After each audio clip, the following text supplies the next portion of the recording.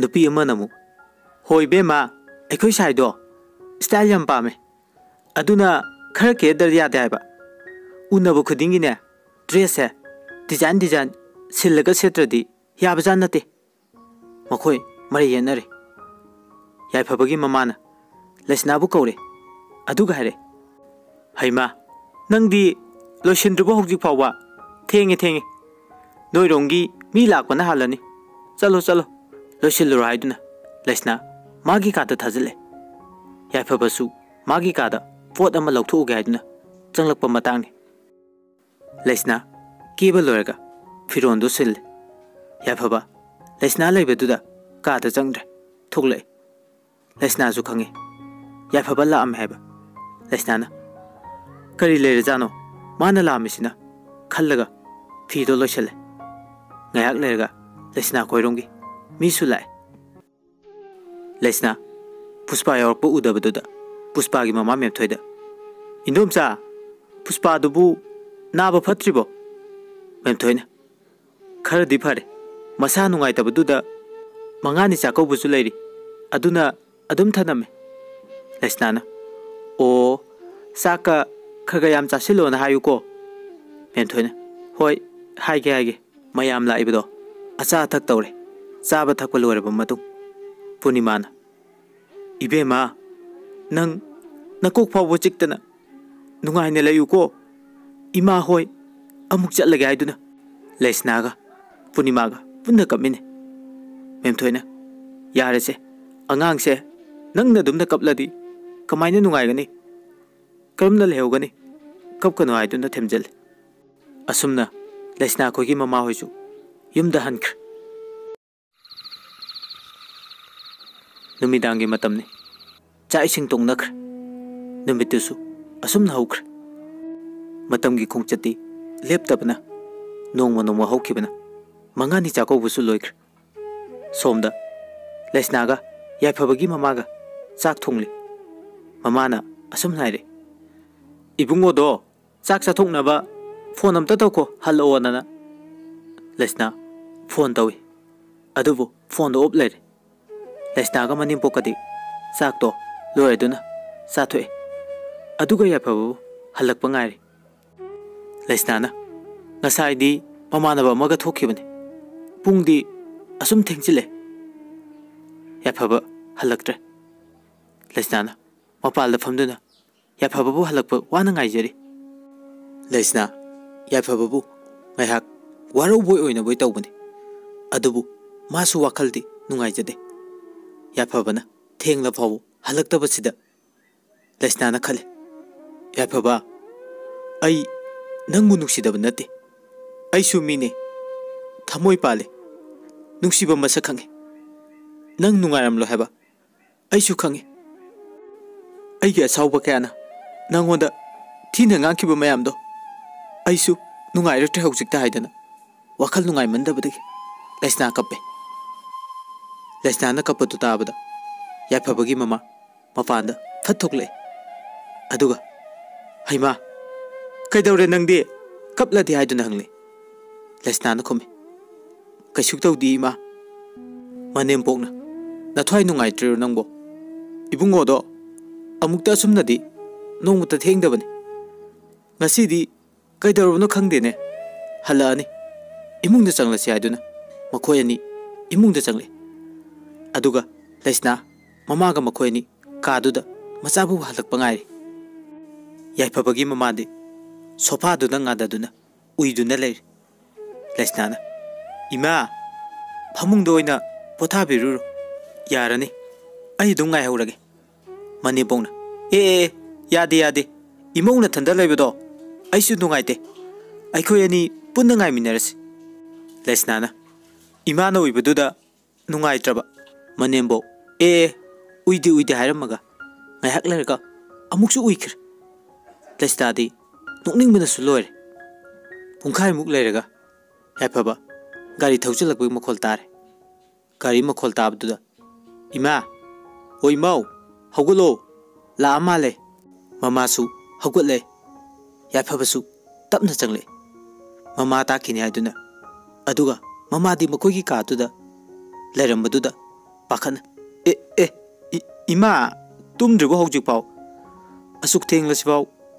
ममाना अइंगोंददी थेंगेना हाइरि अदुगा नंगदी कईगी थेंगना हलैबा गाइखोने नंगबु कायजा चलुगेबा इमौ मथंदा लेरमगनी खंगद्रबरा हा याफबन अइसु इमानबा मा थेंगनबदुदा लैथोरे यारे इमासु तुम्बिरु ममाना हयंखैदी अदुमाइना तौबा यारोइको इमासु तुमलुरगे नखोइसु लेहौरो वा सायरमलगा ममासु माकी काता जंख्र याफबा लैस्नादा हाइफेट येंगलमगा चटपा हौइ लैस्नाना चाक चारोइद्रो याफबा लैस्नाना अदुमना हायरकपदुदा इंगंगंगना येंगदुना लै वा अमता ngang लैस्नाना अमुकसु हाइरे चाक तो सिदा पुसलाबने थेंगलक्तौ मालेना याफबना याम ngakna असुम नाइरे नंगदी कईगी अइगिदमक्ता वाबिरिबा इमा लैबसिदा नंग अइगी खनबा साबदा याम वारमलनी अदुगा नंगना तुमलमद्रिसिना नंगसु इमागी ममांगदा नुंगाइतेना तौरिबा नत्रो ओंथोंनसु वाना लेलमलनिदो अइगी नाक्ता लैबदगी ननिंग तौबसु फंगद्र मसिगी खनबदा अइ थेंगना हंजलकपने मतुंगददी अइना थेंगना हलासु नंग तुमलमो अदुगा अइना चाक चाबा चादबा नंग थीगनो याफबना लैस्नादा सुमना हाय लैस्नाना खुमै कइनो नंगना हाइतुबो नंगना नुंगदांग थेंगना हंजलागा अइना कमाइना नुंगाइना तुमदुइनो नुपी अयाम्बा मागी नुपाना थबक चाथोख्रबदा मयुमदा लेंगदना लैत्रि फाव नुपी कनामदना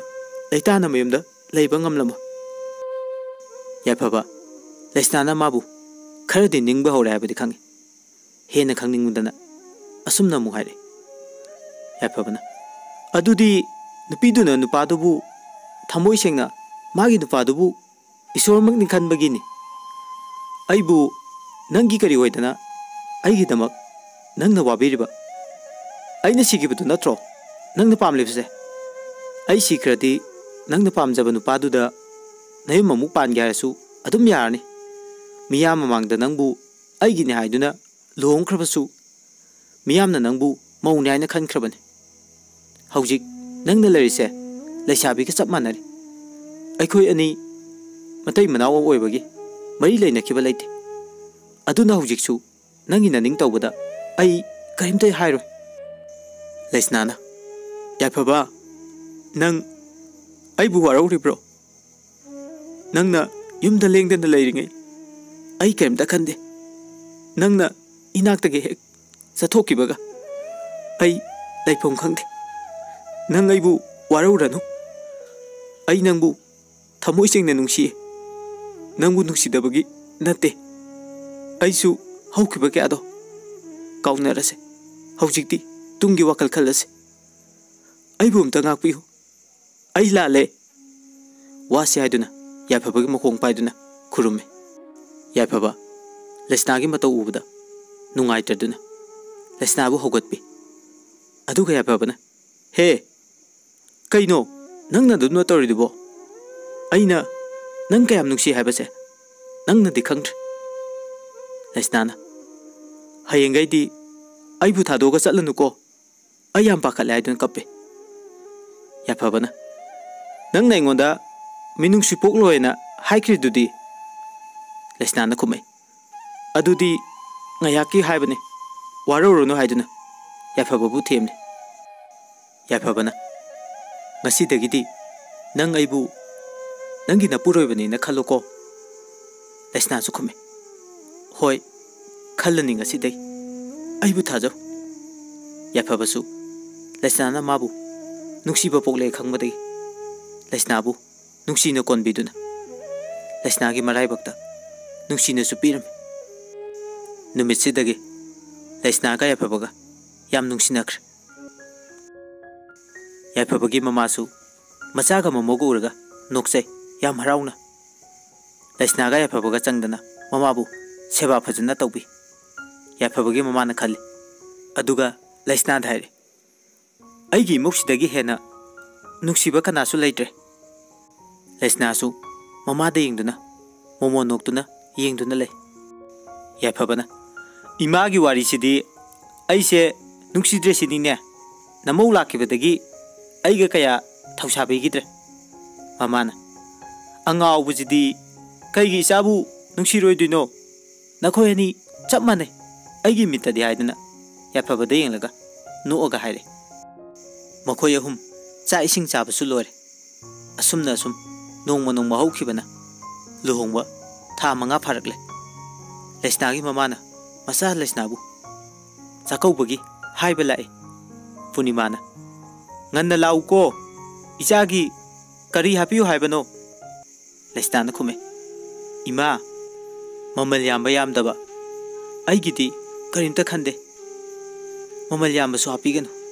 imana thamoi sengna nasagi ne aidana hapibado aduna aigi apen bo ijage ningol chakau numita ningol singna mamal ayamba mayam ama haiduna mama mapa obung mapa singda दखिना नीर यामना हापंगंबा मी खरदि फै यामना हापंगंदबा इमुंग सिंगददि निंगोल चाखबो योकनि खनबदा अवाबा मसु ओइनरि लाइबो इमुंगी ममा मपाना लैता लैता हपजरिबा खरदो ममल लैतना लौबा कयामनि निंगोल ओबि कयाना अमना इमा निंगोल चाखौबगी दखिनागदम खल्लगा